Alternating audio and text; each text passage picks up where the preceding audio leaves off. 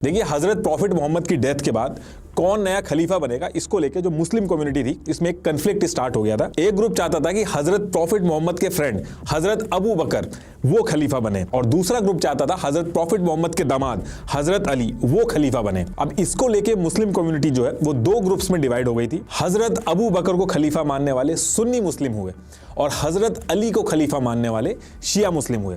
और भी बहुत सारी चीजें हैं, लेकिन ये मेन डिफरेंस है। अब अगर आप पूरे वर्ल्ड का मैप देखोगे तो ये जो लाइट ग्रीन कंट्रीज हैं इंक्लूडिंग इंडिया, इसमें सुन्नी मुस्लिम मेजॉरिटी में है, और डार्क ग्रीन कंट्रीज जैसे ईरान, इराक और यमन, तो यहां पे शिया मुस्लिम मेजॉरिटी में है। तो कहने का मतलब यह है कि शिया मुस्लिम सुन्नी मुस्लिम के कंपैरेटिवली काफी ज्यादा कम है। पूरे वर्ल्ड की जो टोटल मुस्लिम पॉपुलेशन है उसमें 87 to 90% मुस्लिम्स जो हैं वो सुन्नी हैं, और करीब 7 to 10% शिया मुस्लिम्स हैं। और इसमें भी एक चीज और है, जैसे दुनिया के अंदर जो इस्लाम रिलीजन को फॉलो करता है वो मुस्लिम कहलाता है, लेकिन ऐसा नहीं है कि इंडिया पाकिस्तान का जो मुस्लिम है, अरब मुस्लिम जो है, ईरान का जो मुस्लिम है, वो सारे एक है। इनमें काफी कल्चरल डिफरेंस है। जैसे ईरान मिडिल ईस्ट की कंट्री तो है और यहाँ पे पॉपुलेशन जो है वो शिया मुस्लिम्स की ज्यादा है, लेकिन ईरान के जो शिया मुस्लिम्स हैं उनका कल्चर अरब के जो सुन्नी मुस्लिम है उनसे एकदम अलग है। ईरान अपने आप को कल्चरली एकदम अलग मानता है अरब से।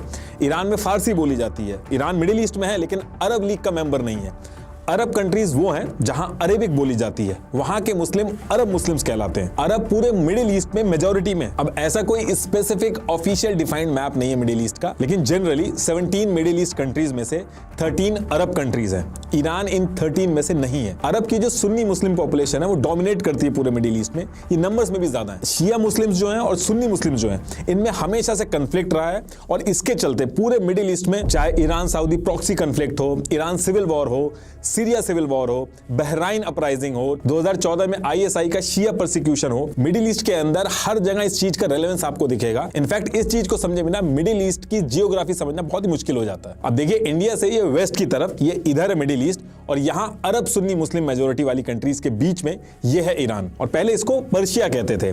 ईरान अपनी जियोपॉलिटिकल लोकेशन और रिसोर्सेज की वजह से सुपर पावर्स की नजर में हमेशा से रहा है। ईरान के अंदर कंट्रोल रखने के बहुत सारे एडवांटेजेस, पूरे रीजन में कंट्रोल मिलता है। ईरान का एक बॉर्डर इधर साउथ एशिया से लगा है, दूसरा बॉर्डर इसका अरब से लगा है, नीचे इसके पर्शियन गल्फ, अरेबियन सी, जहां से दुनिया भर का ट्रेड होता है। ये स्ट्रेट ऑफ हर्मुज है, ये यहां पे है। ये इसको अगर ब्लॉक कर दिया जाए तो दुनिया का जो 20% ऑयल का जो फ्लो है उसको आप बड़ी आसानी से बहुत ही कम टाइम में रोक सकते हैं। रिसोर्सेज की बात करें तो ऑयल और नेचुरल गैस के भंडार हैं यहाँ पे, लेकिन कुछ चीजें ऐसी हुई ईरान के अंदर जिसकी वजह से आज की डेट में ईरान की 28% पॉपुलेशन जो है वो पॉवर्टी में है, और 40% पॉपुलेशन जो है वो अगले 2 साल में पॉवर्टी में जाने वाली है। देखिए, जो सारी चीजें मैं आपको अभी शुरू में बता रहा हूँ, Shia Sunni differences, cultural differences, geopolitics, resources, इन सब के मायने हैं, ये अभी आगे जाके सेंस करेंगे, और ये सारी जो चीजें बताई हैं अभी आखिरी में जाके मिलेंगी। तो देखिए, ईयर 1800 का टाइम था और ईरान को कजर डायनेस्टी जो थी वो रूल करती थी, जिसके राजा थे फात अली शाह कजर। अब जनरली राजा जो होता है किसी कंट्री का वो पूरे देश पे राज करता है,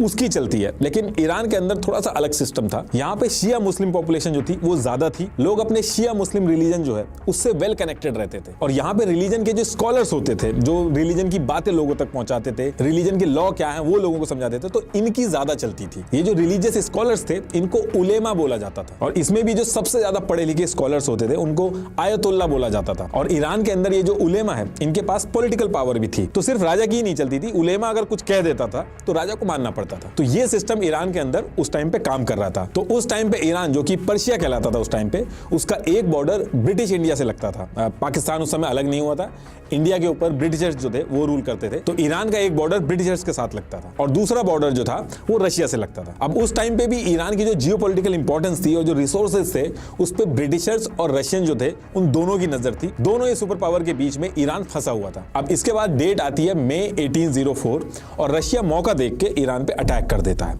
और ईरान को हरा के जबरदस्ती एक ट्रीटी कर लेता है, ट्रीटी ऑफ गुलिस्तान। अब आप ये भी कह सकते हो कि पूरे ईरान पे ही कब्जा कर लेना चाहिए था, ट्रीटी क्यों कर रहा था? तो देखिए, ब्रिटिशर्स से भी एक बॉर्डर लगा हुआ था ईरान का, और ब्रिटिशर्स और रशिया ईरान को लेके बैटल नहीं लड़ना चाहते थे। दोनों पावरफुल थे तो दोनों मिल बांट के खाना चाहते थे, और तो रशिया ने इस ट्रीटी में ईरान से एक तो कैस्पियन सी थी उस पे कंट्रोल लेके मिलिट्री राइट्स जो थे वो ले लिए ईरान के अंदर, और रशिया के जो ट्रेडर्स थे वो ईरानियन रिसोर्सेज जो थी उनके ऊपर ट्रेड कर सके उसके राइट ले लिए। अब इसके कुछ टाइम बाद क्या होता है कि रशिया के तसर अलेक्जेंडर इनकी डेथ हो जाती है, तो ईरान के किंग फात अली इन्होंने ट्राई किया कि अभी रशिया पे अटैक कर देते हैं, अभी रशिया थोड़ा वीक होगा।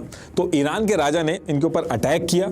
अब अटैक जीता तो छोड़िए, ईरान उल्टा हार जाता है और रशिया फिर से एक ट्रीटी साइन कराता है, ट्रीटी ऑफ टर्कमेंशाह। इस ट्रीटी में पहले तो ये जो ईरान ने अटैक किया था इसकी वजह से ईरान के ऊपर 20 मिलियन रूबल्स का फाइन लगा दिया जाता है और ईरान के जितने भी नेवल राइट्स थे ये भी रशिया अपने पास ले लेता। अब रशिया को जो चाहिए था वो तो मिल गया था, अब बारी थी ब्रिटिशर्स की।